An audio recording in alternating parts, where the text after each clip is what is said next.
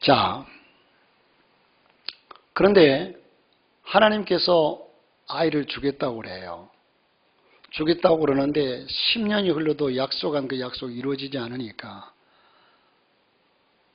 사레가 자기의 여종 하갈을 남편에게 주죠. 씨를 받기 위해서. 이게 옳은 행위입니까? 옳지 않은 행위입니까?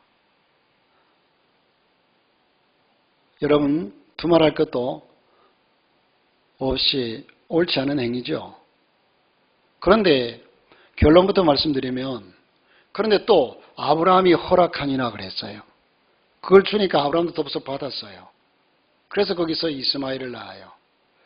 사례에 하는 행동도 제가 봤다면 아니 제가 여기서 드릴 수 있는 말 그건 아닙니다. 아브라함도 그 하갈을 자기의 씨바지로 드려주면 그건 아니다. 내가 못 낳았으면 못 낳았지 그건 아니다 했어야 마땅한데 그래서 오늘 말씀은 그건 아닙니다. 그런데 그때 그 상황 속에서는 씨를 받기 위해서 혈통을 잇기 위해서 당연한 한 문화였습니다. 옛날 우리 어르신들 아시지만 예전에 그 가문의 혈통을 끊어질까 봐서 시바지라고 하는 사람이 있었어요. 시바지가 있었죠. 여러분 얼마 되지 않은 세월 속에서도 제가 보니까 이번 주간에 TV를 한번 보는데 TV를 한번 본 게 아니라 자주 봤어요. TV를 보는데 저는 이제 다큐를 보통 또 어른들은 다큐멘터리 아니면 뉴스를 보죠. 뭐 이런 연속극보다도. 그런데 거기에 타이틀이 뭐냐 하면 한 지붕 아래 두 엄마의 금지 옥엽의 아들. 여러분 무슨 말인지 이해가 좀 될 거예요. 한 지붕 아래 두 엄마의 금지 옥엽 아들. 그 내용을 보니까 그것도 뒤쪽에 그 결론 부분만 봤어요. 처음부터 본 게 아니라. 그런데 그 내용을 제가 뒤에서 보니까 뭐냐 하면 안동에서 경북 안동에서 그 아들이 지금 34세더라고요. 안동에서 그 집안이 안동도 양반 지역 아닙니까? 자녀가 없어요. 그래서 없으니까 씨를 그 며느리가 아이를 못 낳으니까 결국 씨바지를 드려요. 조금 모자란 듯 싶은 좀 속된 표현을 쓰자면 좀 모자란 듯 싶은 사람을 씨바지로 드렸는데 거기서 아들을 낳았어요. 그러면 그 아들은 누구의 아이입니까? 아들을 낳은 엄마의 아이입니까? 조광채의 아이입니까? 그때 그 문화로 볼 때 당연히 조광채의. 여러분 예를 들어서 임금이 중전이 아이를 못 낳으면 후궁을 들여서 대를 잇잖아요. 그럼 그 아이가 누구 아이예요? 중전의 아이가 되잖아요. 여러분 TV를 안 보니까 아무것도 모르나 봐. 에? 그렇죠. 큰엄마의 아이가 되죠. 그 아이를 큰엄마가 자기 아들로 키우죠. 말 그대로 둘째 그 낳은 엄마는 씨바지잖아요. 말 그대로 씨를 받기 위해서 드렸을 뿐이잖아요. 그런데 이제 그 집에서 보편적으로 보면요, 그 씨바지는 그 집에 이제 식모처럼 이렇게 살아가요. 어쨌든 둘 다 같이 살아가는데 그 집에서. 그런데 자기가 낳은 아들이니까 얼마나 또 이쁘겠어요. 그 큰엄마는 또 자기 자식이니까. 그래서 두 엄마가 아이를 키웠는데 이 하나들이 두 엄마를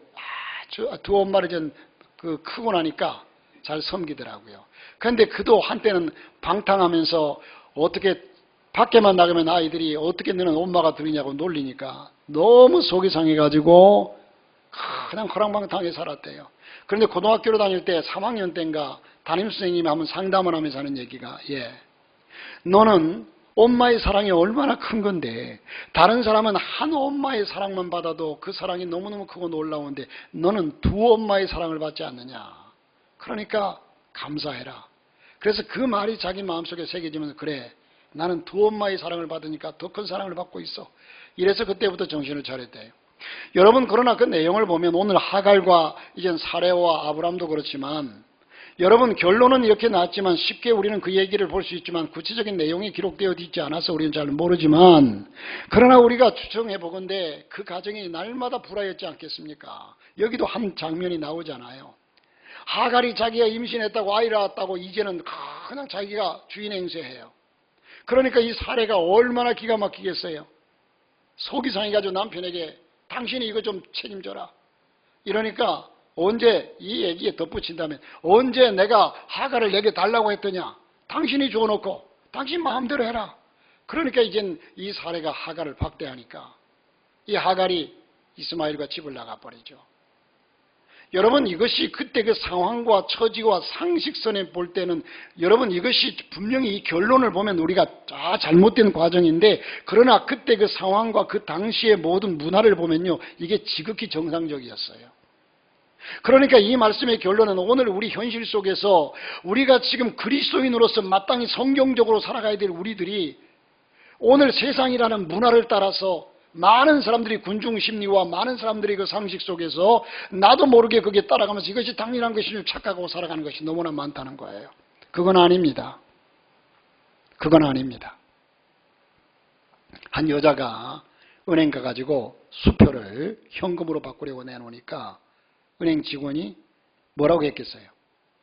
아, 손님, 수표 뒤에다가 이설을 해주세요. 전화번호를, 이름과 전화번호를 써주세요. 그래서 여자가 이렇게 얘기해요. 이 수표 발행인이 제 남편인데요. 아, 그럼 지점장님이시군요.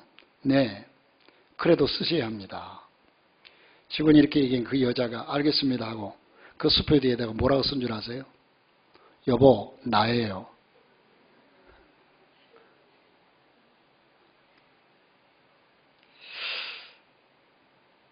어느 집 남편이 아내가 심부름을 시켰어요. 슈퍼마켓 가가지고 좀 물건들 좀 사오라고. 이 아내는 잊어버리기 잘하는 남편이 걱정이 되어서 사와야 될 것을 번호를 매겨가면서 품목을 조목조목 써주었어요. 1. 라면 2. 파 3. 배추 4. 무 5. 고무장갑 6. 트리오 7. 빨래비누 8. 우유. 그래서 남편은 아내가 적어준 대로 가 샀습니다. 슈퍼마켓에서 돌아온 남편이 의기양양하게 아내의 심부름을 잘했노라고 보란듯이 사온 것을 두 손에 들고 온 것을 내놓았습니다. 아내가 그것을 쭉 사온 대로 사라오라고 한 대로 사왔나 확인했더니 라면 1개, 파 2개, 배추 3포기, 무 4개, 고무장갑 5개, 트리오 6개, 빨래비누 7장, 우유 8팩. 잘 사왔죠?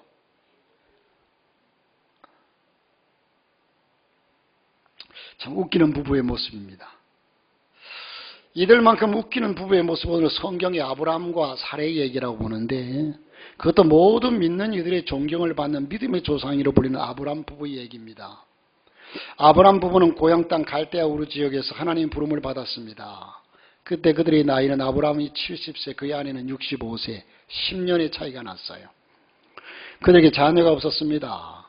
히브리인 속담에는요, 10년이 지나도 아들이 없으면 떠난다. 이런 속담이 있어요. 집안을 잇는 후사를 제일 귀하게 여기던 시대였기 때문에 자녀가 없다는 것은 부부에게 아주 큰 고통이었습니다. 주위 사람들이 보기에도요, 참 너무너무 힘든 삶이었습니다. 요즘은 아이를 일부러 안 낳는 정도가 아니라 결혼을 안 해버리잖아요. 여러분, 결혼을 안 하는 문화 속에 이것도 성경적이지 못하고요. 또 아이를 안 낳아버려요. 일부러 결혼하고도. 아이 대신 강아지 키우면서. 자, 하나님께서는 갈대아 우르에서 부르시고 후손을 주시겠다고 약속하심으로 그들에게 꿈을 주셨습니다. 그러나 거의 10년의 세월이 흘러가는데 여전히 그들에게는 아이가 들어서지 않습니다. 하나님이 약속해놓고도 10년이 지났는데도 아이가 없어요. 그러자 오늘 본문 앞장에 보면 15장을 보면 아브라함이 하나님께 이렇게 고백하는 장면이 나와요. 아브라함이 이르되 주 여호와여 무엇을 내게 주시려 하나이까? 다시 말해서 나에게 하나님을 자식을 주시겠다 약속하지 않았습니까? 그런데 뭘 주려고? 어떻게 주려고? 나는 자식이 없사오니 나의 상속자는 이 다메섹 사람 엘리에셀이니이다. 하나님이 준다고 약속했는데도 10년이 지나도 없으니까 어쩔 수 없이 내 대를 이을 사람은 우리 집에 종으로 있는 엘리에셀을 후대로 삼겠습니다. 나는 자식이 없사오니 아브라함이 또 이르되 주께서 내게 씨를 주지 아니하셨으니 내 집에서 길린 자가 내 상속자가 될 것이니 창세기 15장 2절 3절에 말씀을 합니다. 기다리다 지쳐서 이젠 틀렸구나 해서 자기의 후계자 상속자로 자기 집안에서 길리운 종 엘리에셀을 지목해서 자기 후대를 이으려고 생각했습니다. 그러자 하나님께서 이렇게 말씀해요. 아브라함의 물음에 여호와의 말씀이 그에게 임하여 이르시되 그 사람이 내 상속자가 아니라 내 몸에서 난 자가 내 상속자가 되리라 하시고 그를 이끌고 밖으로 나가 이르시되요 하늘을 우러러 무뼈를 셀 수 있나 보라. 또 그에게 이르시되 내 자손이 이와 같으리라. 여러분 지금 한 명도 주지를 않는 입장에서 내 자손이 하늘의 별처럼 땅의 티끌처럼 바닷가의 모래처럼. 여러분 모래를 한번 씌워보세요. 모래 한 주먹만 씌우려고 해도 그 모래 숫자를 헤아리지 못하는데 바닷가에 가면 모래가 그 백사장 이젠 그 해수욕장 우리나라에만 있는 모래를 보더라도 얼마나 많을까요? 이제는 그 숫자만큼 어떻게 하늘의 별의 숫자와 모래 숫자와 땅의 티끌의 숫자가 똑같겠어요? 그만큼 많이 주겠다는 거죠. 다시금 하늘의 무별들의 수처럼 자손을 주시겠다 약속합니다. 그러자 아브라함은 그 약속을 분명히 믿었다고 했습니다. 창세기 15장 6절에 보면 아브라함이 여호와를 믿으니 여호와께서 이를 그의 공로로 여기시고 그렇게 말씀해요. 아브라함이 그걸 믿었어요. 10년이 지나도 주질 않는데 하나님께 물으니까 하나님께서 그렇게 주시겠다. 그러니까 그것을 믿었다. 받아들였다. 어쩌면 이제 다 틀린 일인데도 불구하고 하나님께서 아니다. 하늘의 별과 같이 무수하게 내 자손을 줄 것이다 하자 아브라함은 그것을 그대로 믿었답니다. 그리고 이 믿음을 보시고 하나님은 아브라함을 괜찮은 인생으로 여겨주셨습니다. 공의로 여기셨답니다. 여러분 하나님 앞에서 하나님을 제일 기쁘시게 해드리고 하나님 마음을 사로잡을 수 있는 것이 뭐냐? 그것은 따지는 게 아닙니다. 따지는 게 아닙니다. 하나님께서 하시겠다면 그냥 그대로 믿는 것, 아멘 하는 겁니다. 아마도 제가 여러분하고 이래서 재직회를 열고 당회를 열고 사무연회를 열면서 상식적으로 볼 때 말도 안 되는 것을 가지고 여러분 앞에 제의하면서 이거 이렇게 합시다. 이렇게 할 것입니다. 한다면 목사님 말도 안 되는 소리를 하들 마시오. 이렇게 할지도 모르겠습니다. 참 글쎄요. 제가 들은 얘기지만 여기 그 남의 교회를 지목해서 얘기하기도 그렇지만 양문교회가 우리 김성열 목사님이 가셨잖아요. 장로님들이 여러 분 계세요. 김성열 목사님 아버지처럼 여겼대요 지금까지. 그런데 후임자가 아들이 지금 둘이거든요. 그 아들을 이젠 큰아들을 모시려고 하는데 그 아주 일부가 아주 강력하게 반대를 한대요. 그래서 이러지도 못하고 저러지도 못하고 그랬다고 해요.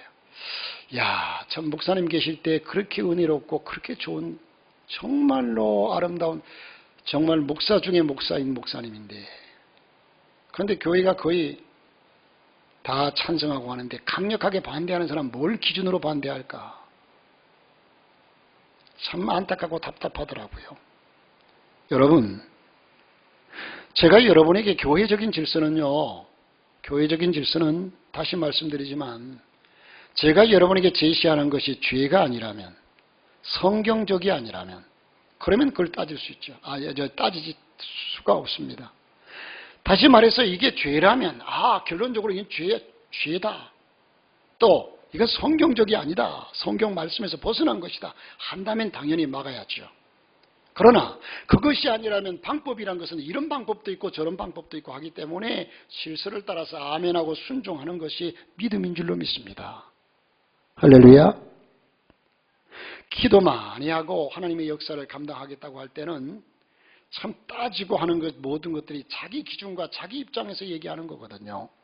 히브리서 11장 6절을 기억하실 줄 압니다. 믿음이 없이는 하나님을 기쁘시게 하지 못하나니 하나님께 나아가는 자는 반드시 그가 계신 것과 또한 그가 자기를 찾는 자들에게 상 주시는 이심을 믿어야 할지니라.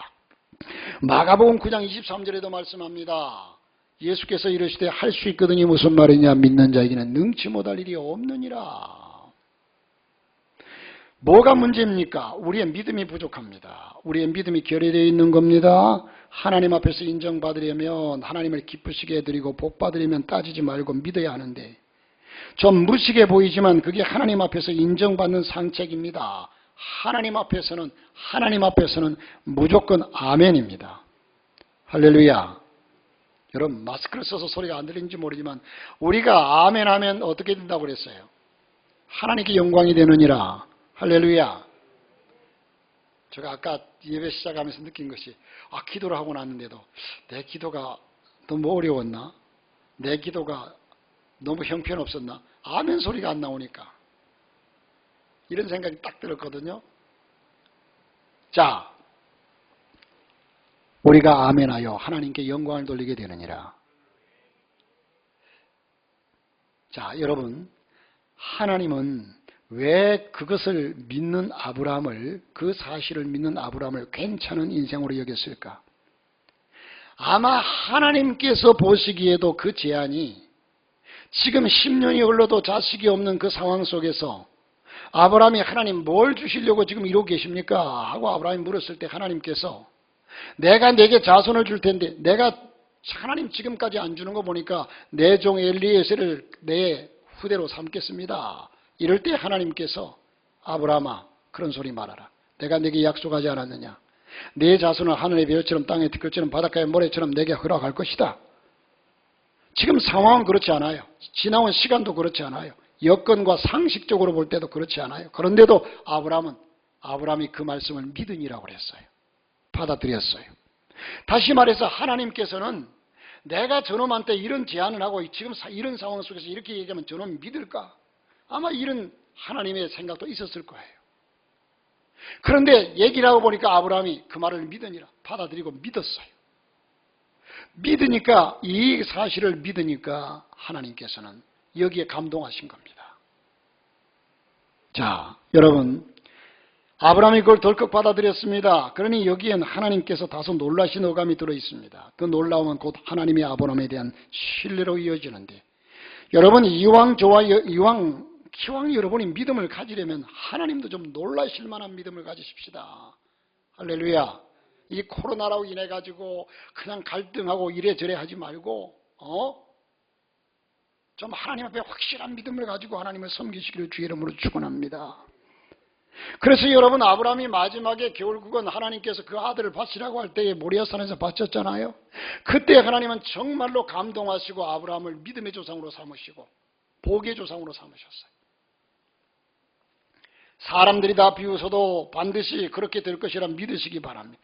따지고 머리 굴리고 그리고 순전하게 믿는 일을 비웃고 하는 이들보다도 그저 순수하게 그리고 우직하게 하나님 말씀과 축복을 믿는 성도들에게 그 말씀, 그 축복, 그 약속 그대로 이루어지기를 주님의 이름으로 축원합니다.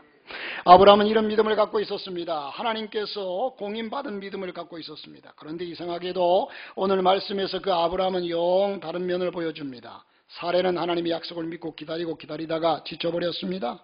하나님의 약속을 받은 지 벌써 10년의 세월이 훌쩍 지났습니다. 자기 남편 아브라함은 이미 85세를 넘겼고 자기 자신도 75세를 넘겼습니다. 여러분, 우리가 볼 때에 여기에 이젠, 그러나 그때에는 뭐 나이가 175세나 살았으니까, 여러분 지난번에 어디에선가 70몇 세인가 80세 노인이 아이를 낳았다는 얘기가 뉴스에 나왔죠. 제가 그걸 인터넷 찾아보니까요, 이 여인이 자기는 평생의 아이를 자기 몸으로 낳고 싶어서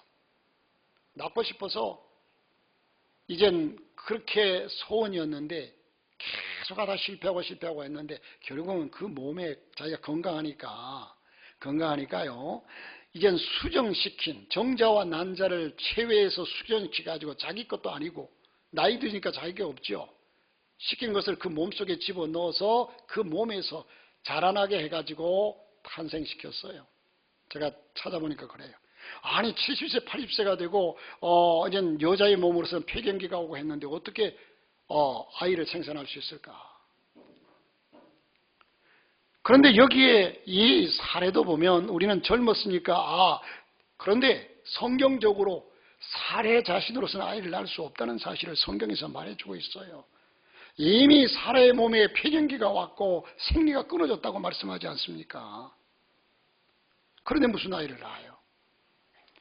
자, 여러분, 사례는 고민합니다. 하나님의 약속은 분명한데 왜 자식이 안 들었을까? 그래서 사례는 하나님의 약속이 실현될 가능성을 찾아보기 시작합니다. 그리고 그 와중에 자기 여종 하갈이 눈에 띄었습니다. 이 여종을 남편에게 씨바지로 주어 얼른 아들을 낳았으면 자기 자식으로 삼으면 되겠다. 이게 상식적으로 보면 참 똑똑하고 지혜로운 방법 같아요. 그러나 그건 아닙니다. 그것이 당대 자손 없는 집안에 흔히들 그 당시에 흔히 하는 습관이었어요. 여러분 아까 서론에 말씀드린 금지옥엽 두 어머니 한 아들. 우리나라에서도 그것이 관례였어요. 당시에는 죄가 아니었어요. 우리 어르신들은 그렇지 않습니까? 이때에는 더 했어요. 그런데 여러분 그것이 아무리 그렇다고 해도 그건 아니죠. 아니죠. 보편적으로. 여러분 아까 일부에도 그런 얘기를 했는데 집사람이 성경을 읽다가 그런 얘기를 해요. 이젠 제가 아까 그래서 성경을 찾아본 건데 핸드폰으로 찾은 건데 신명기 22장 5절에 보면 이런 말씀이 있어요. 여자는 남자의 의복을 입지 말 것이요 남자는 여자의 의복을 입지 말 것이라. 이같이 하는 자는 내 하나님 여호와께 가증한 자니라. 황영희 고사님, 우리 조용한 집사님 옷 입어본 적 있어요? 없어요? 한 번도 없어요? 잠바 하나도 외투 하나도 걸쳐본 적 없어요? 그러니까 입어본 적 있어요? 없어요? 허허 참나.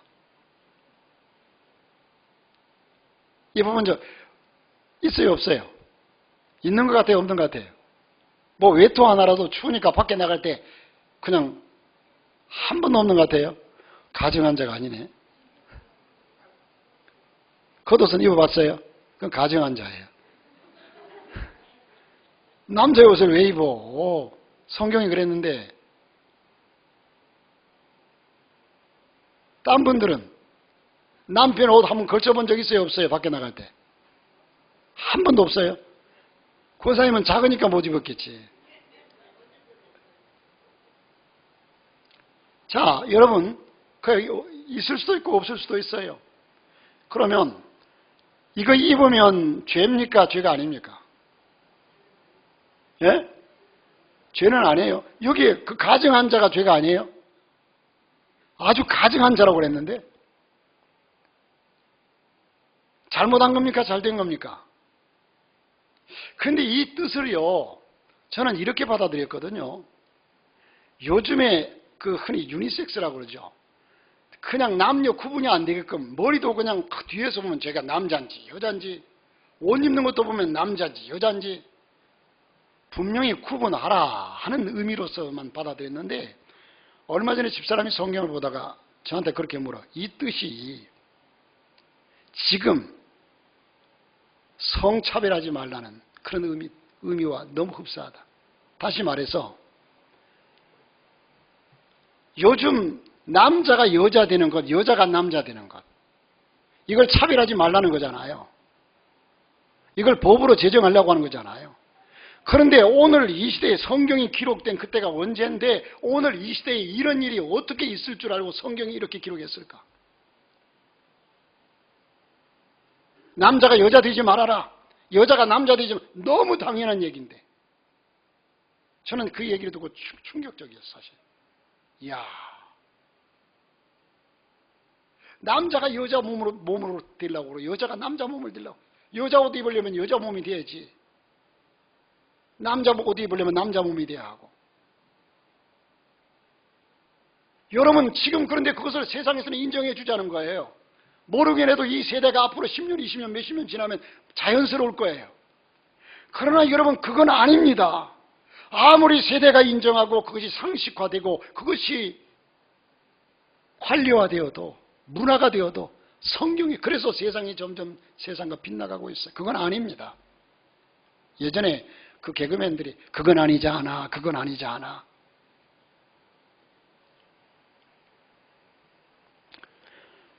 그래서 사례는 자기 남편에게 자기 여종을 첩으로 주었어요. 그때 문화와 상황과 풍습과 모든 것이 다 그러한 때니까 자연스러운 거예요. 그러나 그건 아니에요. 왜? 결론을 볼 때 하나님 아니라고 해요. 하나님 허락한 적이 없어요. 그리고 마침내 하가는 임신하게 되었습니다. 그러자 흔히 그런 스토리에서 나온 것처럼 임신을 하게 된 여종 하가는 주인인 사례를 우습게 여겨요. 이를 모욕으로 견디다 못한 사례는 몸과 마음을 다 앓다가 결국 자기 여종 하가를 학대하고 하갈은 그걸 견디다 못해 도망친다는 얘기입니다. 아브라함의 가정에 위기가 딱 찾아왔습니다. 그리고 그 위기는 우리가 뒷얘기를 이미 알고 있듯이 마침내 정실부인 사라에게서 얻은 아들, 사라에게서 아들이 없었다면 그 일이 그래도 괜찮겠지만 사라에게서 하나님이 약속하신 대로 이삭을 얻었어요. 그러다 보니 이삭과 초백에서 나온 이스마엘의 싸움으로, 아니 그 후손의 싸움으로 오늘날까지 중동의 중동전쟁이 지금 이 싸움 아닙니까? 여러분 유태인들은 모두가 다 이삭의 자손들이고요. 이슬람인들은 회교도들은 전부 다 이스마엘의 자손들이에요. 그러다 보니까 세계적인 전쟁이 이게 지금. 그러니까 이 역사가 성경적인 역사예요 다. 그래서 여러분 하늘의 별처럼 땅에 티끌. 사실 이 유태인들과 회교도들, 이슬람인들을 셀 수 없이 많죠. 그 좋은 믿음의 가정이 있는 가정에 무엇이 잘못되었을 것일까? 여러분, 어떤 아버지가 하루는 장난감을 사가지고 와서 아이들을 모아놓고 얘들아, 이 장난감이 하나밖에 없는데 엄마 말을 제일 잘 듣는 애들의 아이에게 주겠다. 누가 엄마 말을 제일 잘 들어? 이렇게 물었더니 애들이 서로 말뚱말뚱 쳐다보더니 하는 얘기가 이구동성으로 똑같은 얘기로 그거야 아빠 거네요 뭐.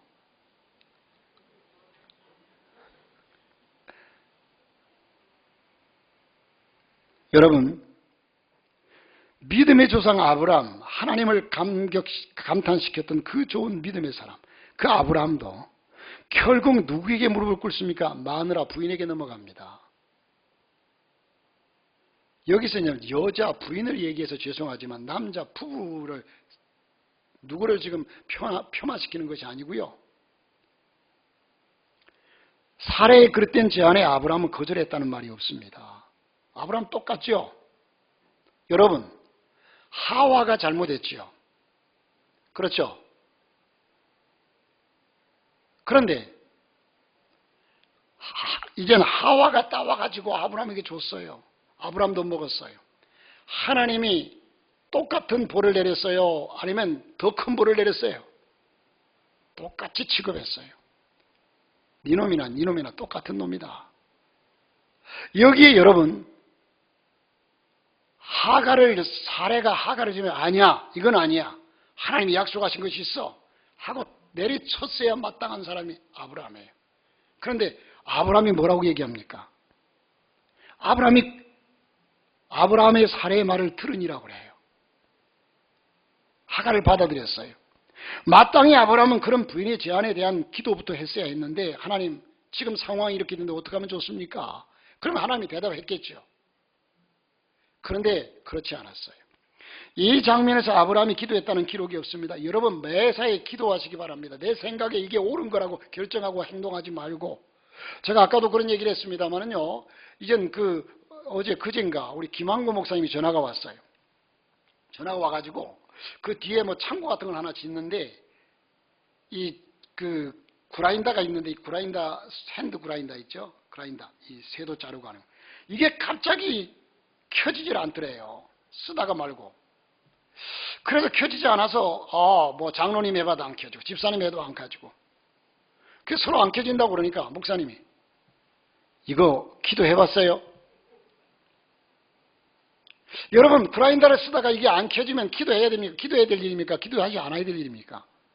제가 보기에는요 안 켜지면 봐가지고 저 공장 가져가고 고치는 사람한테 가져가야지 그 뭐 기도할 게 뭐 있어요 그걸 가지고 이런 생각이 들어요. 이런 생각이 들어요. 이게 상식적인 생각 같아. 근데 목사님이 자 우리 기도합시다 하고 일하던 사람들은 전부 다 그걸 붙잡고 하나님께 기도했대요. 어제 그제 들은 얘기예요. 기도했대요. 켜졌을까 안 켜졌을까? 켜졌을까 안 켜졌을까? 예? 기도하고 나가지고 목사님이 딱 저니까 왱 돌아가더래요. 여러분, 에이 목사님 이게 믿음이 없는 거예요. 나도 그렇게 생각했거든요. 귀 흐른다고 돌아가요. 그러면 기도는 어떤 것만 응답되는 겁니까? 지금 집사람 얘기하는 집사람이 얼마 전에 날 보고 목사님은 모든 일을 할 때 작은 거나 큰 거나 하기 전에 기도해요 그러더라고. 목사로서 얼굴이 화끈하더라고요. 사실 그렇지 못하다고 그랬어요. 고은이하고 둘이는 나는 기도하는데 작은 일 하나 할 때도 시장을 나가면 하나님 나 시장 나갑니다. 하나님 지켜주옵소서. 일을 할 때 하나님 나 이 일을 하려고 합니다. 근데 저도 한 절반 정도는 기도해요. 한 3분의 2는까지는 한다고 볼 수는 있어요. 그러나 다 하지는 못했어요. 그래서 그때부터 아차. 여러분 어떤 아이가 아침에 일어나가지고 엄마가 학교 가는 아이를 붙잡고 기도를 해줍니다. 하나님 이 아이 오늘 학교 가는 길을 지켜주시고 오늘 특별히 비가 오려고 하는데 비 오지 않게 해주시고 하나님 함께 해달라고 기도를 해놓고 그러니 아이가 그냥 나가니까 또 우산 가져가야지 날씨도 안 좋은데 아까 엄마 비 오지 않기를 기도했잖아요. 이게 믿음이란 말이에요. 웃을 일이 아니에요. 설사 비가 와도 믿음으로 가는 거죠. 여러분 고장이 났으면 그거 붙잡고 기도해야죠. 나 그때서야 나도 충격을 받으면서 그 이전에는 나도 똑같은 사람이었거든요. 그런 거는 아이고 아프면 병원 가야지 뭐 기도는 무슨 빨리 아프면 빨리 약국부터 쫓아가고 병원부터 쫓아가야지. 그러나 기도부터 하라는 겁니다. 기도한다고 해서 우리의 생각대로 우리의 바라는 대로 다 되지는 않아요. 다 되지는 않아요. 여기에 여러분 그때 그 풍습과 그 상황과 그 여건이었다면 당연히 그냥 기도할 것도 없어요. 하나님이 주신다고 해놓고 그 말뿐이 10년이나 지났는데 엘리에셀을 또 하갈을 그러나 하나님께 기도했다면 여러분 하나님께 기도했잖아요. 아브라함이 뭐라고 해? 하나님 무엇을 주시려고 지금 안 주십니까? 이제 10년이 흘러도 그래서 이제는 내 종 엘리에셀을 나의 후대로 삼겠습니다. 그랬더니 하나님께서 뭐라고 그래? 아니다. 하나님 대답하잖아요. 그러면 아브라함이 또 하나님 이렇게 지금 지나도 안 주니까 지금 내 부인이 지금 자기 여종 하갈을 내게 준다고 합니다. 여기서 지금 후대를 얻으려고 한다고 합니다. 어떻게 하면 좋습니까? 기도했다면 하나님은 아니라고 분명히 말씀하셨을 거예요. 그런데 하갈의 말을 그대로 믿으니라. 사례의 말을 들으니라고 그랬어요. 이게 여러분 우리가 구체적인 신앙생활이에요. 마땅히 아브라함은 그런 부인의 제안에 대해서 기도부터 했어야 합니다. 이 장면에서 아브라함이 기도했다는 기록이 없습니다. 그저 부인의 제의를 끌려가듯이 받아들입니다. 여러분 부인이 이렇게 중요합니다. 여러분 남편들은 큰 소리 치지만 사실 남편들은 대개 부인들이 하라는 대로 요즘에 특별히 여러분 여자분들의 요즘은 남성 상위 시대가 아니에요. 전체적으로 보면 가부장적인 가정들도 많지만 결혼하면 여러분 언제나 남자들이 처가 쪽으로 기웁디다. 거의 부인들의 얘기에 꼭 잡혀 사는 사람들이 다라고는 아니지만 더 많아요 보면. 남편은 큰 소리 치지만 사실 그게 아니라는 거죠. 우리가 잘 아는 우스갯소리 하나 중에 여러분도 한 번쯤은 들어보셨겠습니다만 부인을 대단히 무서워하는 공처가가 있었어요. 회사 사장님입니다. 부인 얘기라면 꼼짝을 못해요. 그래서 회사를 가가지고 자기 사원들, 직원들을 가만 보면서 저들은 어떻게 살까 그런 생각이 들어서 한 번은 조회 시간에 그 앞에 마당에 모여놓고 이렇게 얘기합니다. 자기가 공처가라고 여기는 부인이 무섭고 부인이 두렵고 부인의 얘기라면 꼼짝없는 이런 공처가라고 여기는 사람은 다 오른쪽으로 쓰시고 그렇지 않다고 나는 공세가 아니다 하는 사람은 왼쪽으로 쓰라고 그랬더니 우르르 다 몰려서 오른쪽으로 다 서더래요. 그런데 유독 한 사람만 왼쪽이 그대로 딱 서 있더래요. 그래서 야, 쟤는 참 대담한 사람이다. 어쩌면 그럴 수 있을까? 비결 하나 배우자 하고 가서 물었대요. 아니 자네는 어떻게 그렇게 당당하게 사는가? 그랬더니 이 친구가 하는 얘기가 사장님 사실 오늘 아침에 나올 때요 우리 집사람이 사람 많은 데는 가지 말래요.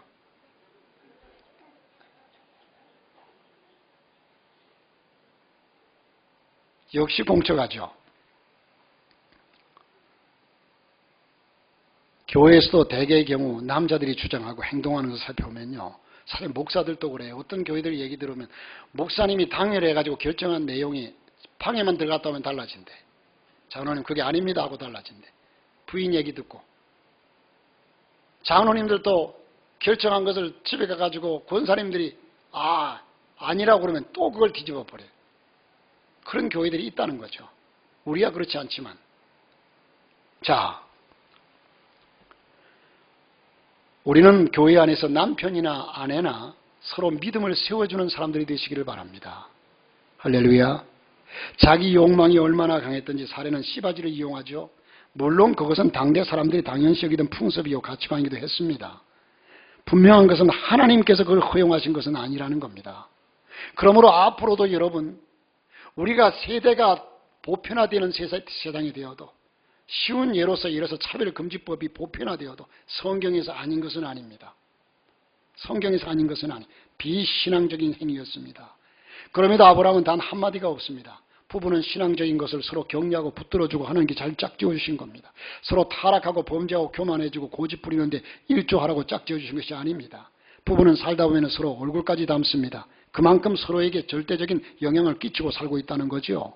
그러므로 서로 신앙적으로 바로 세워주시기를 바랍니다. 부정적인 것을 주입시키지 말고 오직 말씀과 참된 신앙으로 서로 아껴주고 서로 그 영향력을 끼칠 수 있는 신앙의 영향력을 끼칠 수 있는 가정들이 되시기를 바라고 믿음의 조상이라고 하는 아브라함조차 그 부인의 말에 꼼짝하지 못하고 그 일로 인해서 얼마나 큰 화를 자초합니까? 지금까지 하나님께서 원치 않는 일에 가담하고 있습니다. 아담도 그렇습니다. 부부에게는 어느 한쪽의 일방적인 잘못 범죄는 없습니다. 부부는 언제나 공범입니다. 그러므로 하나님 앞에서 공범자가 되지 말고 서로 붙들어주고 지켜주고 바로 세워주는 버팀목들이 될 수 있는 가정들이 되시기를 바랍니다. 전도서에서 말씀하시기를 이렇게 말씀하지요. 두 사람이 한 사람보다 나으면 그들이 수고함으로 좋은 상을 얻을 것임이라. 혹시 그들이 넘어지면 하나가 그 동물을 붙들어 일으키려니와 홀로 있어 넘어지고 붙들어 일으킬 자가 없는 자에게는 화가 있으리라. 또 두 사람이 함께 누우면 따뜻하거니와 한 사람이면 어찌 따뜻하랴. 한 사람이면 패하겠거니와 두 사람이면 맞설 수 있나니 세 겹줄은 쉽게 끊어지지 아니하느니라. 여러분 부부는 주님 앞에서 함께 상을 받을 동역자입니다. 부부는 한 사람이 넘어질 때 다른 사람이 붙들어줘야 하는 반려자입니다. 홀로는 인생살이에서 패하지만 부부는 세상을 맞설 수 있고 거기에 우리 주님이 함께 하시면 그 어떤 것도 감당할 수 있습니다. 여러분 부부간에 누구의 흉도 보고 교회 흉을 보고 그런 못된 친구가 아니라 정말 신앙의 아름다운 반려자가 될 수 있는 이런 가정들. 그런데 오늘 말씀에서 우리가 놓쳐서는 안 되는 아주 중요한 의미가 한 가지 있습니다. 그것은 오늘 본문으로 축발된 이삭과 이스마엘의 싸움입니다. 하나님의 약속은 끝까지 기다리지 못해 자기 손으로 자기 힘으로 이루어보려고 경거망동해서 얻은 아들이 하갈을 통해서 얻은 이스마엘인데 그러나 이삭은 정실부인 사례를 통해서 100살에 얻은 아들이죠. 아니 하나님의 약속과 그 실현 방법이 너무 어처구니 없어서 웃을 수밖에 없었죠. 사례가 웃었습니다. 그래서 이삭의 이름을 이젠 웃음이란 뜻을 가지고 있는 이삭이라고 붙였습니다. 오늘 우리의 세계에 그것도 교회 안에서 성도의 신앙세계에서 언제나 이 두 아들의 싸움이 있는 것을 볼 수 있습니다. 이삭과 이스마엘의 싸움입니다. 자기 힘으로 뭔가 할 수 있음을 알고서 자기 능력과 자기 재물과 자기 권세를 앞세웁니다. 하나님의 역사를 인위적으로 이뤄보려고 하는 논리가 있습니다. 그러나 성경에서 언제나 하나님의 역사는 이삭의 논리입니다. 하나님의 방법이지요. 하나님은 우리에게 이스마엘이 약속해 주신 겁니다. 뭔가 해보려고 무지 노력합니다. 뭔가 이루어보려고 이리 뛰고 저리 뛰고 합니다. 그러나 정작 나에게 찾아드는 것은 내 힘과 노력으로 인한 것이 아니라 하나님의 역사와 하나님의 계획과 하나님의 힘으로 이루어지는 것들 뿐입니다. 그게 하나님께서 나에게 주시는 선물이라는 겁니다. 자, 아무리 노력해도 이루어지지 않습니까? 아무리 기다려도 올 기미가 보이지 않습니까? 시편 기자가 이렇게 우리에게 권면합니다.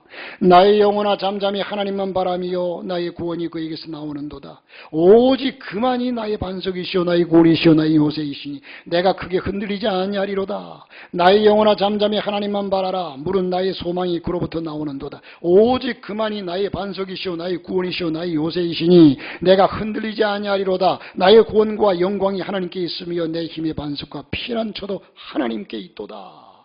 절대적으로 전적으로 하나님만 바라보고 의지하고 나가자는 겁니다. 도처에 이스마엘이 이삭을 희롱하고 있습니다. 그러나 하나님의 역사를 기다리시기를 바랍니다. 하나님께서 택하신 것은 이스마엘이 아닌 이삭입니다. 하나님의 방법입니다. 끝까지 약속과 믿음, 소망을 온전히 갖고 하나님께 역사하시기를 기다리시기를 바랍니다. 자신이 뭔가 이룰 것 같이 교만을 떨지 말고 고집 부리지 말고 하나님의 뜻이 무엇인가 기다리자는 겁니다. 새롭게 하소서를 보니까 어떤 자매의 간증이 나오는데 제가 어젠가 그 서재실은 새롭게 하소서 핸드폰으로 그 영상을 쭉 봤는데 어떤 자매가 부산에서 태어나서 일찍이 아버님이 돌아가시고 어머니와 함께 살면서 어머니가 그 나이가 이제 고등학교를 졸업하니까 이제 내가 대학을 가든 직장을 가든 내가 알아서 살아라. 난 더 이상 너 성인이 되었으니까 도와줄 거 없다.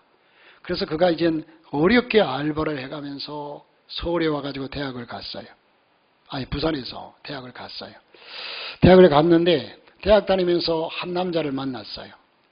신실한 크리스찬입니다. 이 자매가. 그런데 만났는데 둘이서 아주 이제 교제하면서 결혼까지 약속하고 교제한 지 4년이 되어서 그 남편 될 사람 그 남자의 부모님께 인사를 갔어요. 인사를 갔더니 그 아버지가 10가지 자기 며느리에 대한 조건을 딱 써놓고 그걸 읽어주더래요. 그 첫 번째가 뭐냐? 애비 없는 자식은 안 된다.